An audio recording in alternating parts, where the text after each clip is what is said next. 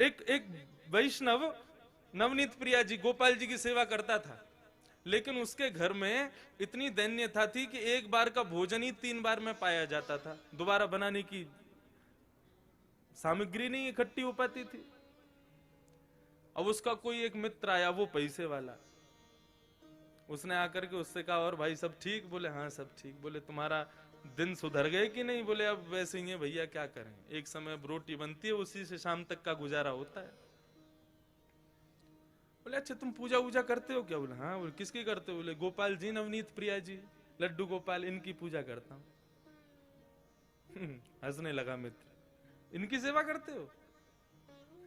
अरे ये भी बेचारे जब इनको पूतना मारने आई ना, स्तनों में विष लगा के, तो ये भी नेत्र बंद करके शंकर जी से मदद मांग रहे थे कि पूतना के स्तन के विष को तुम पी जाओ। अरे जो अपनी रक्षा स्वयं नहीं कर पाते, तुम्हारी रक्षा क्या करेंगे? इनसे बड़े शंकर जी हैं, शंकर जी को लिया तुम, उनकी सेवा शुरू कर दो। अब बेचारा मरता क्या नहीं करता, सब कर लेते हैं। शंकर जी ले आया दूसरे दिन, और नवनीत प्रिया जी लड्डू गोपाल जी को दूर एक जगह टेबल पे बिठा दिया। बोले तुम्हारी सेवा अब हो गई, तुमने तो कुछ किया नहीं, अब इनकी करेंगे हम। अब शंकर जी की पूजा उसने शुरू कर दी, खूब रुद्राष्टाध्यायी से अभिषेक आदि सब करने के बाद में अगरबत्ती जला करके और त्रिपुंड लगा लिया। पहले तो उर्दपुंड लगा रहा था, अब त्रिपुंड लगा करके ओम नमः शिवाय जप करने लगा। अब जैसे ही आंख खोल के देखा तो जो उसने अगरबत्ती जलाई थी उसका धुआं उड़ करके गोपाल जी के पास जा रहा था। अब वो धुआं है, वो तो कहीं भी जा सकता है। अब जैसे ही गोपाल जी के चारों तरफ उसने धुआं देखा तो ठाकुर जी के पास जाके क्या बोलता है, इतने वर्षों से सेवा कर रहा था, तब तो मेरी नहीं सुनी, आज दूसरे किसी को ले आया तो चिढ़ के मारे उसकी अगरबत्ती भी खुद ही सूंघ रहे हो। और ठाकुर जी को बोला तुमको यहां बैठने ही नहीं दूंगा, अलमारी में बंद करूंगा। जैसे ही ठाकुर जी को इस भाव से उठाया, ठाकुर जी प्रकट हो गए वहां पर, चरणों में गिर पड़ा। बोले महाराज आपने आज तक मुझे दर्शन नहीं दिए, शंकर जी के आती दर्शन कैसे हो गए? बोले देख ये भेद बुद्धि मत रख, मुझ में शंकर जी में कोई भेद नहीं है, और शंकर जी आए इसलिए दर्शन दिए ऐसा भी नहीं है। तो बोले क्यों किए, फिर क्यों दिए दर्शन आज आपने? बोले कल तक तुझे ये नहीं लगता था कि मेरी नांग सूंघती भी है, कल तक तुझे ये नहीं लगता था कि मुझे भी जलन हो सकती है, लेकिन आज तेरे भीतर ये भाव आया कि मैं चैतन्य हूं, ये अगरबत्ती मैं भी सूंघ रहा हूं, मुझ में भी एक जलनशीलता आई है, मतलब मैं साधारण मूर्ति नहीं, मैं चैतन्य हूं। जब तेरे हृदय में ये भाव आया तो मैं पीछे क्यों हटूं, मैं भी प्रकट हो गया, मैं भी क्यों मूर्ति तक रहूं? जब तू ही मुझे इतना ऊपर पहुंचा चुका है तो मैं भी प्रकट हो गया। तो ठाकुर जी का दूसरा स्वरूप भागवत कहती है चैतन्य, उनमें सदैव वही भाव रखो, ये चैतन्य है। एक बार को मंदिर में विराज रहे ठाकुर में हमारी चैतन्यता का भाव रहता है कि नहीं ये ठाकुर जी हैं, इनके सामने बेल्ट नहीं पहननी, इनके सामने जींस नहीं पहननी, इनके सामने ऐसे नहीं जाना। लेकिन अपने घर के ठाकुर के सामने भी हम लोगों के अंदर चैतन्यता का भाव तो रहता नहीं। 2 दिन के लिए उदयपुर में महाराज किसी का ब्याह हो रहा है हमारे परिवार में, और 2 दिन के लिए जाना है पूरे घर को। 80-80 हजार रुपए के सबने कपड़े बनवाए अपने, सब लोग जाएंगे ठाकुर जी के आगे मिश्री रख जाएंगे। बोले हम तो जा रहे हैं उदयपुर, वहीं ब्याह में रहेंगे, थोड़ा आनंद करेंगे, आप मिश्री का भोग लगाओ। तुम रह लोगे 2 दिन मिश्री पे? नहीं रह सकते। सब लोग इधर देखो, सावधानी से एक बात बता रहा हूं मैं, इस बात को समझ लेना। ये 24 अवतार तो ठाकुर जी के हैं ही हैं, ये 25वां अवतार जो अर्चा अवतार है, ये ठाकुर जी ने क्यों धारण किया? हमारे घर में ठाकुर जी अपनी सेवा कराने के लिए क्यों पधारे?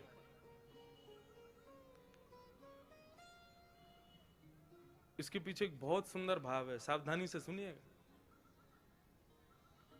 पूज्य गुरुदेव भी बैठे, उनसे भी निवेदन, दास के मन में ठाकुर जी की सेवा करते हुए एक भाव आया, तो मेरी इच्छा हुई कि मैं उस भाव को कहूं कि ठाकुर जी सबके यहां सेवा कराने के लिए हर घर में क्यों विराज रहे हैं। आप पूरे नाथ द्वारा को देख लो, हर घर में ठाकुर जी का चित्रपट ही सही विराज रहा होगा। वृंदावन तो प्रसिद्ध है, घर घर तुलसी ठाकुर सेवा, दर्शन गोविंद जी को, अलीरी मोहे लागे वृंदावन नी को। क्यों विराज रहे हैं ठाकुर जी हम सबके घर में? देखो, हम लोग जब वैकुंठ जाएंगे तो है, कोई रोक तो रहा नहीं हमको। एक ना एक दिन सबको जाना है वहां पर।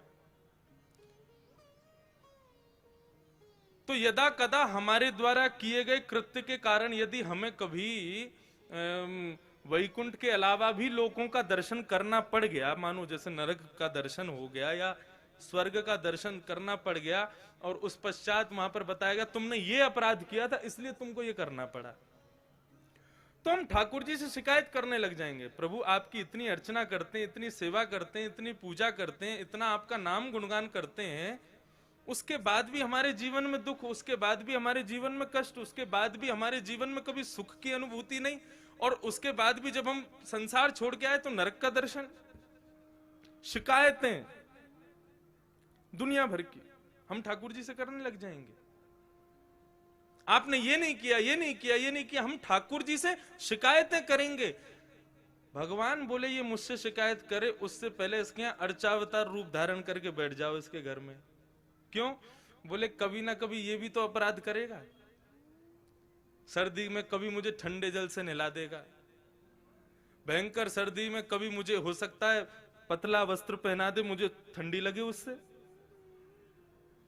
भयंकर गर्मी में खुद तो एसी में बैठेगा, मुझको पंखा भी नहीं चलाएगा, बिजली का बिल बढ़ जाएगा, मंदिर का पंखा बंद ही रहने दो। ये सारे अपराध ये करेगा मेरे साथ में, लेकिन मैं कभी शिकायत नहीं करूंगा। क्यों? हिसाब बराबर करने के लिए आया हूं, तुझे शिकायत करने योग्य छोड़ूंगा नहीं मैं। तुम भगवान से कुछ कह नहीं सकते कि भाई आपने ऐसा क्यों नहीं किया, आपने ये दुख क्यों किया। भगवान बोले तेरी शिकायत पूरी हो गई, अब मैं करूं शिकायत? भोग बनाते समय सब्जी देख करके भोग लगने से पहले ही तेरा मन ललचा गया था। एक बार भयंकर सर्दी में एक बार मुझे कहीं लेके जा रहे थे, बद्रीनाथ गए थे, मुझे इतना पतला वस्त्र पहनाया, मुझे सर्दी लगी, मैंने कभी शिकायत की तुमसे? तो मनुष्य की जितनी भी शिकायतें हैं उनका हिसाब बराबर हो जाए, उसके लिए ठाकुर जी अर्चावतार लेके आए कि आप ठाकुर जी से कुछ कह ना सको। यदि आपने कहा तो फिर ठाकुर जी कहेंगे। कितना भी प्रयास कर लेना, कितनी भी कोशिश कर लेना, अर्चावतार में एक ना एक अपराध तो हम करते ही हैं, लेकिन ठाकुर जी कभी कुछ नहीं कहते। तो वही चैतन्य है। और ठाकुर जी का तीसरा स्वरूप है आनंदम परमानंदम। ठाकुर जी आनंद स्वरूप है। श्रीनाथ जी का स्वरूप परमानंद प्रदान करता है। हमारे बाल कृष्ण प्रभु ने दुनिया भर के रूप धारण किए, कहीं पर बांसुरी बजा रहे हैं, श्री राधा वल्लभ जी में रोज ब्याह कर रहे हैं, बिहारी जी में नित्य मनोरथ कर रहे हैं, श्री गोपीनाथ गोविंद देव जयपुर में विराज रहे हैं, उनके भी अलग अलग रूप। लेकिन श्रीनाथ जी का जो रूप है, स्वरूप है, इसमें सब विराजमान है, सब विद्यमान है, क्योंकि ये वास्तविक आनंद स्वरूप है।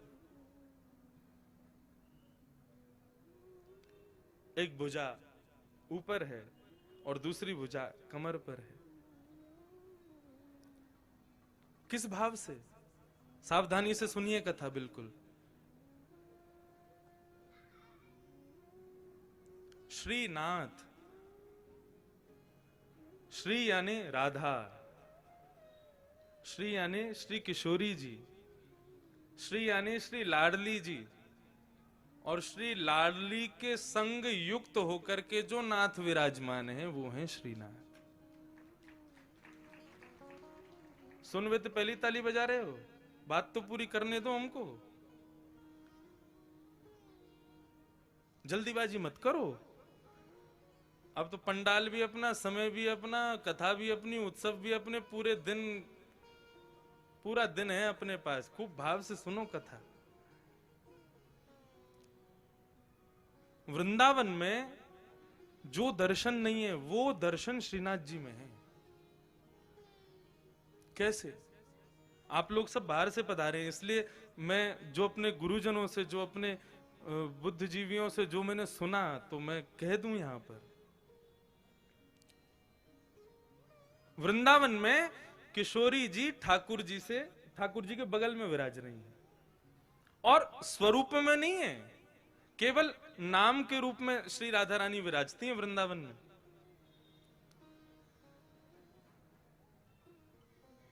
जब देखी वृषभानुजा हिय विच उठी है हुक, वंशी रह गई हाथ में फिर ना लागी फूंक। वृंदावन में श्री किशोरी जी अपना स्वरूप नहीं दिखाती। क्यों? क्योंकि एक बार ठाकुर जी मुरली का नाद कर रहे थे, तो एक मयूर मोर नृत्य करता हुआ ठाकुर जी के सामने आया और ठाकुर जी को इशारा करने लगा, चलो हम आपको किसी से मिलवाने ले चलें। भगवान बोले किससे मिलवाने ले चलो? चलो तो सही। लेके गया तो एक कुंड में एक गोपी सरोवर कुंड का जल भर रही थी, तो मयूर इशारा करता है, इनको देखो, इनसे मिलवाने लाए हैं। भगवान बोले कौन है? मयूर बोला खुद ही देखो। अब ठाकुर जी खूब उमड़ घुमड़ करके वेणु बजा रहे हैं, ऐसे ऐसे तान बजामे कि भाई ये घूम के गोपी देखे तो इसका चेहरा दिखे। लेकिन वो गोपी अपने कार्य में व्यस्त थी। लेकिन जैसे ही कार्य पूरा हुआ और जैसे ही उसने गागर में जल भर के जैसे ही अपने मस्तिष्क पर धारण किया और कार्य पूरा करके जैसे ही पीछे मुड़ी ठाकुर जी की ओर देखा, तब ये पद गाया। बोले जब देखी वृषभानुजा, वो कोई गोपी नहीं है, श्री राधा रानी है।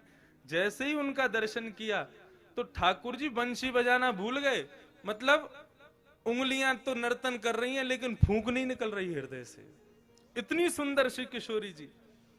तो जैसे ही देखा कि भैया ये वेणु, ये क्या वेणु पे केवल उंगलियां घुमा रहे हैं, बजा क्यों नहीं रहे, तब किशोरी जी को लगा अरे हमारे स्वरूप में मोहित हो गए। सो किशोरी जी ने घूंघट कर लिया। तब से आज तक श्री लाडली जी वहां घूंघट करके बैठी हैं।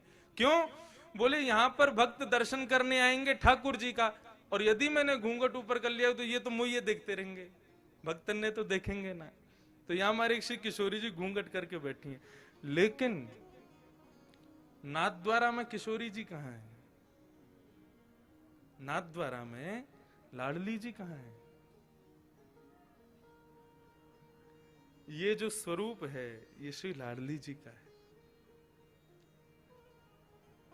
एक स्वरूप नहीं है श्रीनाथ जी। ये दोनों स्वरूप जब प्रेम में उन्मुक्त होकर के एक हो गए, तब श्रीनाथ स्वरूप प्रकट हुआ। अपनी पूर्ववर्ती कथा में भी मैं बता रहा था कि जब रास करते हैं ठाकुर जी, तो दोनों के अंग का स्वरूप क्या होता है? बोले श्री किशोरी जी तो ऐसे नृत्य करती हैं, ये भाव है उनका, ये सदैव ऐसे ही नृत्य करती हैं। और श्री ठाकुर जी दोनों श्री विठलनाथ के रूप में, जैसे दोनों कमर पर हाथ रख करके और इस प्रकार से ठाकुर जी नृत्य करते हैं। कभी आप रासलीला देखो तो कान्हा मोर बन आयो, कैसे आवे? यूं ही तो आवे, अपने कंधे पे हाथ रख, अपने कमर पर हाथ लगा के। तो ठाकुर जी ज्यादातर नृत्य ऐसे ही करते हैं। अब नृत्य करना नहीं आता, नहीं करके बता देता मैं। अब भाव यही है कि बार बार ठाकुर जी नृत्य करते करते ऐसे ही हो जाते हैं, और श्री किशोरी जी ऐसे ही नृत्य करती हैं। एक दिन किशोरी जी जब नृत्य कर रही तो ठाकुर जी बोले आज तो आप बहुत ही सुंदर लग रही हो, तेरो मुख नीको कि मेरो मुख किशोरी राधे। ठाकुर जी दर्पण देखें, दर्पण में किशोरी जी, जब ठाकुर जी और किशोरी जी दोनों देखें तो ठाकुर जी कहें अच्छा लाडली जी यूं बताइयो, तुम्हारो मुख सुंदर है कि मेरो मुख सुंदर है? किशोरी जी कहें जा प्रकार से अमावस्या में पूर्णिमा को चंद्रमा खिल जाए तो पूर्णिमा के चंद्रमा को देखवे के काजे सबन की दृष्टि व काली अंधियारी को भी देखे, वैसे ही आप हो। बोले आप तो ऐसे कार्य हो, आपको कोई देखो तो चाहे ना। लेकिन हम जब गौरांगी अपनो पूर्ण रूप लेकर के आपके बगल में विराज जाए ना, तब लोग आपको देख लें हमारे मारे। ऐसा ठाकुर जी के संग विनोद करें श्री किशोरी जी। तो उस दिन ठाकुर जी बोले आज तो आप बहुत ही सुंदर लग रही हो। राधा रानी बोली हम तो सुंदर हैं ही हैं, बता का रहे। ठाकुर जी बोले लेकिन हमारी इच्छा है रे कि आप हमारे सन्निकट आ जाओ, आप हमारे नजदीक आ जाओ। किशोरी जी बोली देखो ये सब सखियां नाच रही हैं, सब नृत्य कर रही हैं, सब रास कर रही हैं, अब हम इन सबन के सामने आपके समीप आमे ना तो हमको न कष्ट हो गए। सो किशोरी जी तो आमे नहीं, ठाकुर जी बार बार ऐसे नाचते नाचते उनके बगल में पहुंच जाएं कि हमारे पास आमे। लेकिन ललिता, विशाखा और श्री यमुना, इन तीनों के हृदय में यह भाव आया कि ठाकुर जी की बड़ी इच्छा है रही है श्री किशोरी जी के आलिंगन की, हृदय से लगावे की, लेकिन हम लोग उनके संकोच के मारे कर नहीं रहे। सो तीनों नृत्य करते करते वहां से अंतर ध्यान हो गए ताकि हमारा संकोच दूर हो जाए, हमसे जो संकोच है वो दूर हो जाए। जैसे ही तीनों वहां से प्रस्थान किए, ठाकुर जी ने और श्री लाडली जी ने देखी अब कोई ना है, अब तो समीप आ जाओ हमारे, आपको स्वरूप इतना बढ़िया मनमोहक लग रहा है। सो किशोरी जी तो ऐसे नृत्य करते करते और ठाकुर जी ऐसे नृत्य करते करते जैसे ही आकर के आलिंगन कियो है, सो आधो स्वरूप तो श्री किशोरी जी को और आधो श्री ठाकुर जी को श्रीनाथ रूप में प्रकट हो गए। बोलो श्रीनाथ प्यारे की जय। आप कभी गर्मी में यहां आना, मैंने तो अनुभव किया है, ठाकुर जी की जो उठी हुई भुजा है वो श्री राधा रानी है, और उस भुजा को जब आप देखेंगे तो उस भुजा में आपको गौर वर्ण का दर्शन होगा। अभी तो ठाकुर जी ने पूरा अंग ढका, केवल मुखमंडल दिखाते हैं, लेकिन कभी गर्मी में आप आओगे तब ठाकुर जी के श्री अंग का दर्शन कीजिएगा, आपको श्री किशोरी जी भी दिखेंगे। तो आधा भाग श्री लाडली जी हैं और आधा भाग श्री ठाकुर जी हैं, दोनों के रूप एक हुए तब श्रीनाथ प्रकट हुए। हमारे ब्रज वृंदावन में तो फिर भी राधा रानी ने थोड़ा सा दूर रह के बैठी हैं, लेकिन यहां तो एक में ही बैठी। और यहां आए कहां थे, कहां से आए, हमारे यहां से ही तो आए, हमारे ब्रज से ही तो पधारे। कल यहां पर प्रेस कॉन्फ्रेंस हो रही थी तो हमारे प्रेस के सब भाइयों ने हमसे पूछा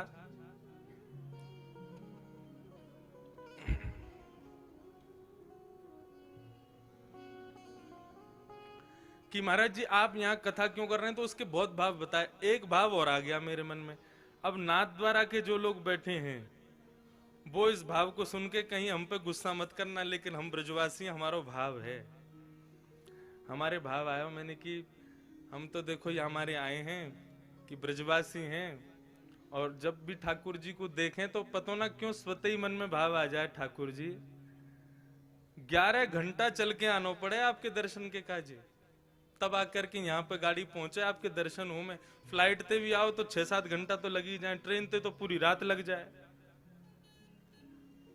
हम ब्रजवासी आपके प्राण धन है, आप ही कहो ब्रजवासी वल्लभ सदा मेरे जीवन प्राण।